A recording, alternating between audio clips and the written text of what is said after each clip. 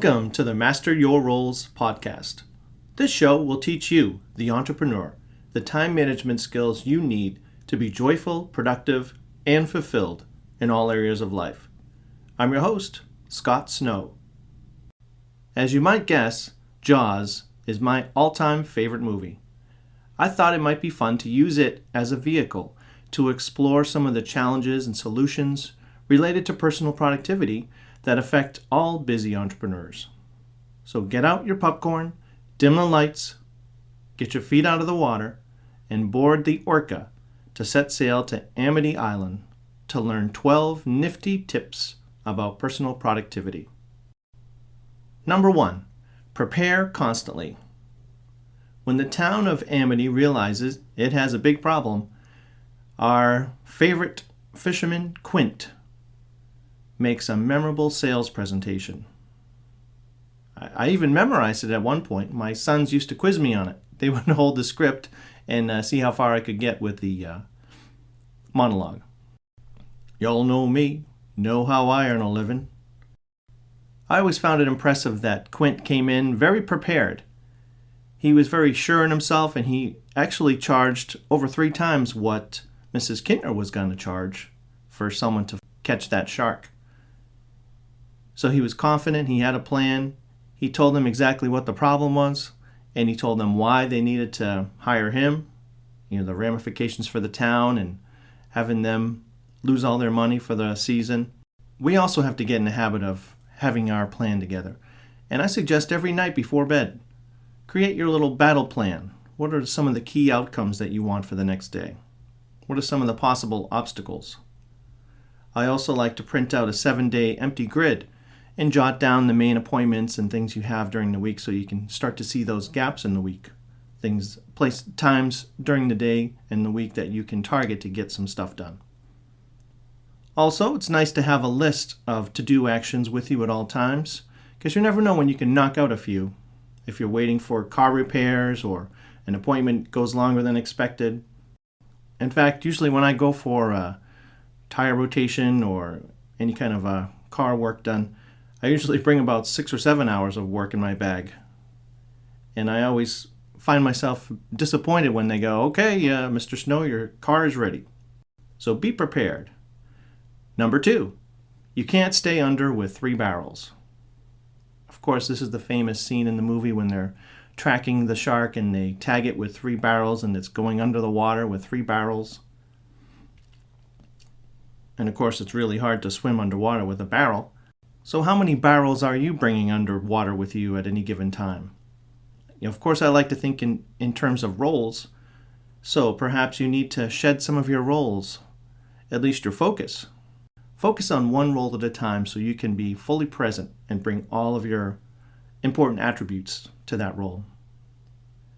As an example of a role transition, let's say you drop the kids off and you're listening to the Wiggles in the car. Bring the kids in, kiss them goodbye, and get in your car and you put on Metallica.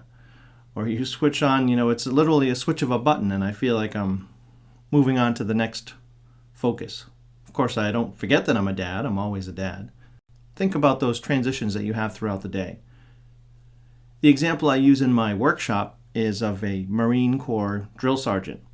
And of course, she's super mean, very demanding. All of these attributes she has to bring forward that are essential for her job. She's saving lives by training Marines the right way. But imagine if that drill sergeant went home and spent time with their kids or their partners, then you've got a real problem. So you've got to consciously switch roles. Maybe you have a routine. You're driving home and you put on the right type of music or some deep breathing, or you shut off the music. Whatever it is, you have to prepare yourself. Maybe you're going to a big in-laws party and you need to prep yourself. You're going into the arena. Sometimes just having that awareness that you're switching roles, you're switching arenas will help you. Number 3, capture the essence. John Williams, I think, is the master of film scoring. I remember seeing a behind-the-scenes feature, and he described some of the music of Jaws as being like a swashbuckling pirate movie. And you can hear that in some of the scenes when, they're chasing the shark in the boat and there's water splashing everywhere. And actually the characters are amazed with the speed and the power of Jaws. So in terms of the essence of your roles, I suggest writing mini mission statements for each of your roles. And in that way, you can capture that essence. You would brainstorm, how am I when I'm at my best in this role? What adjectives? What do I have to do to be at my best in that role? That's how you capture the essence of each of your roles. Number 4, cultivate quiet intensity. For most Jaws fans, Quint's haunting speech about being on the USS Indianapolis is one of the memorable parts of the movie. Of course, the USS Indianapolis sank, and all of the soldiers aboard, a lot of them died because of the sharks that came. So he delivers this gripping story, and he does it in a very subdued manner. But the intensity of the story is jarring and unnerving. So if you think, what are the moments of your day when you can make powerful insights? Can you multiply them? What are some of your most important sentences that you'll say in a day, or a message you have to deliver to someone? How can you maximize that intensity, even if it's a quiet intensity? Can you use less words, but more feeling and intention in key interactions throughout the day? Cultivate that quiet intensity, and people will listen to you. Number 5, you're going to need a better time management system. Of course, the most memorable line of the movie is, you're going to need a bigger boat, which I guess was ad-libbed by Roy Scheider. So you need a system that can capture your best ideas, hold you accountable, clarify your goals, cultivate your innate creativity, manage large-scale projects, and provide you with a method that can be shared with teammates. What's the biggest time management challenge that's taking a bite out of your quality time? Number 6, start with a clean slate. Each time I watch Jaws, I find myself focusing on something different. Initially, of course, it was just the intensity of the movie, but then with more viewings, I started to watch Quint more, or maybe I just focus on Hooper and what he brings to the movie. It might be that nasty Mayor Vaughn. I like to watch him. It could just be the music. It could be the editing that I appreciate. So similarly, it's like each day we start with a clean slate to go after our goals and try to live by our mission. This reminds me of my deep respect for addicts, recovering addicts, that each day is just, you have to start from square one and just build up from there. And I respect that. It takes a lot of inner strength. So if you didn't meet your goals or establish the habits that you wanted to, you fell flat the day before, you've always got the next morning to get on track again. Number 7, demonstrate how to feed your passions.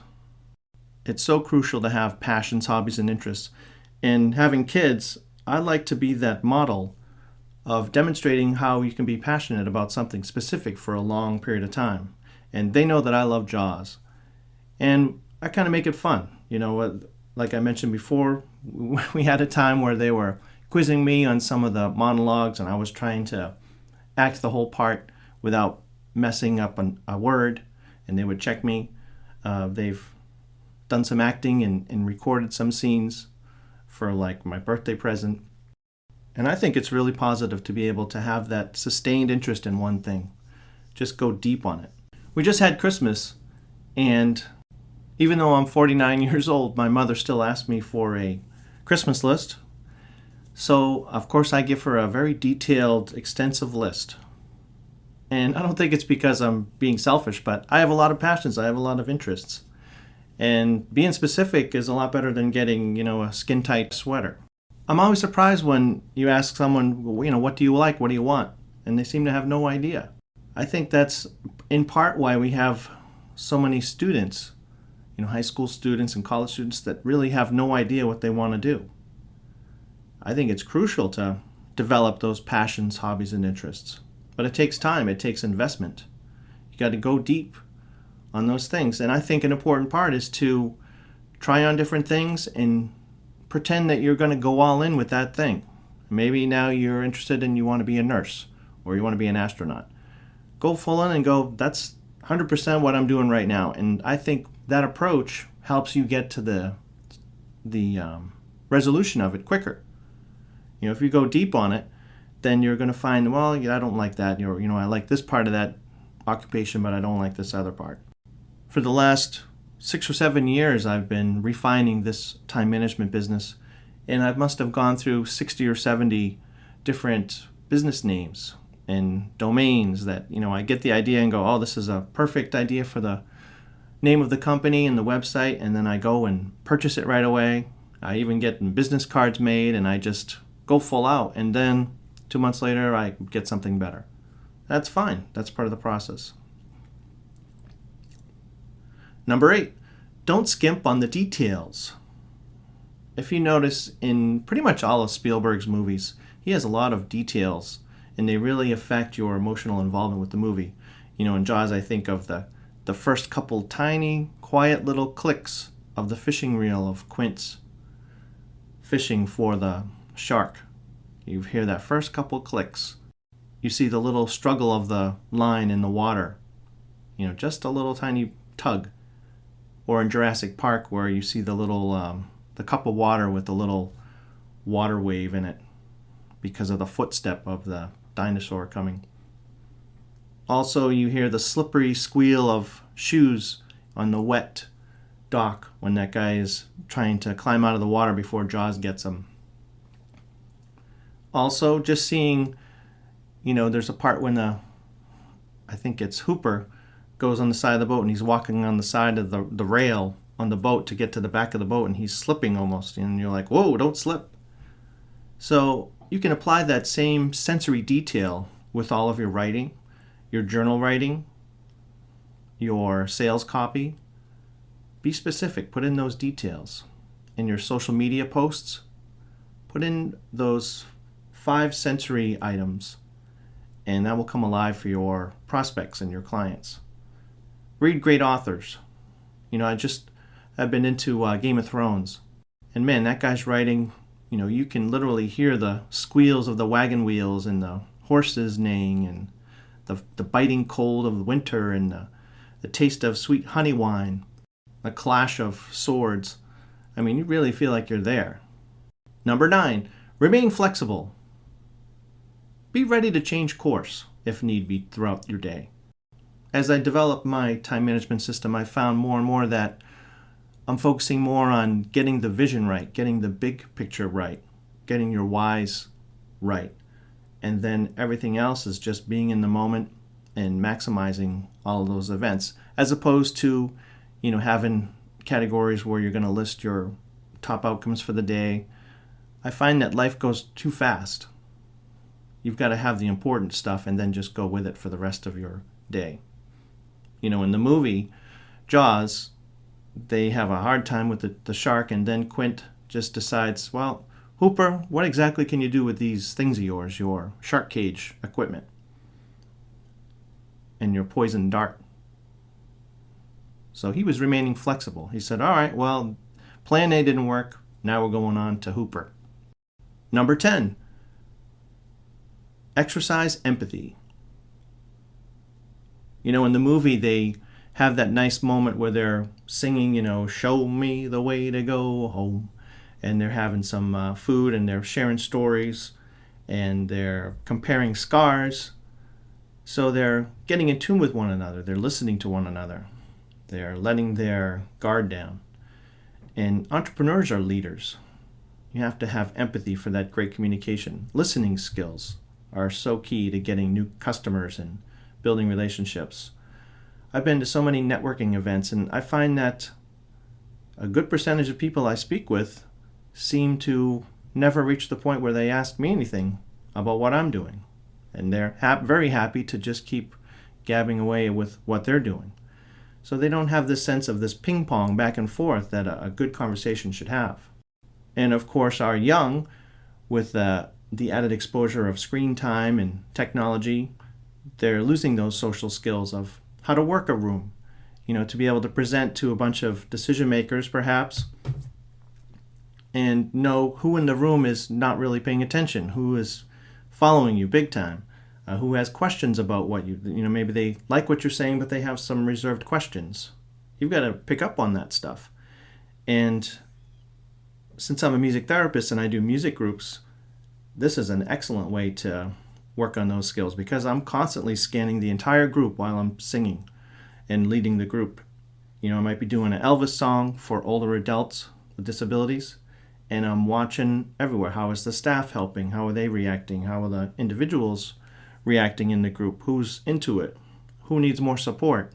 How can I make my role of the leader less and let the group rise?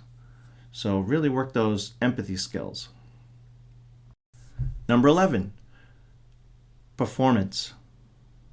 I like to think of the term drop the needle with performance.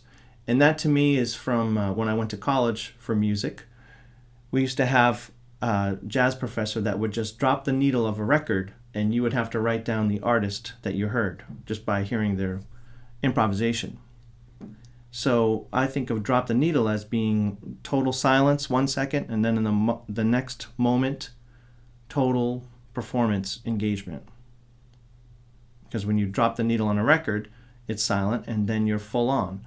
And I think the same can be applied to how you get your work done. And I think of the mantra that I use is, I can do my very best work right now. Like, there's no reason I can't do my very best work right now. I'm on my computer, I'm in the middle of a coffee shop, I've got some weird person next to me, I've got all this going on, I've got kids yelling at the next table, and I need to get a little work done here. And I just think that mantra, there's no reason I can't get my best work done right now. Now, of course, that doesn't mean that you're doing perfect, finalized work, but you have to accept that, you're on the track to getting to where you want to be. Number 12, have strong emotional backing towards a clear goal. You have to know your why. So in the movie, they had to kill this shark. There was no other option. They had a lot of emotion backing that. They were all on the same page with great intensity. We all know we got to get this shark. It kind of reminds me of Brian Tracy's idea with having a number one goal. And that top goal connects and activates all your other goals. Everything leads to that one goal. An example of a number one goal might be, I'm a world-class problem solver. Or I'm a visionary.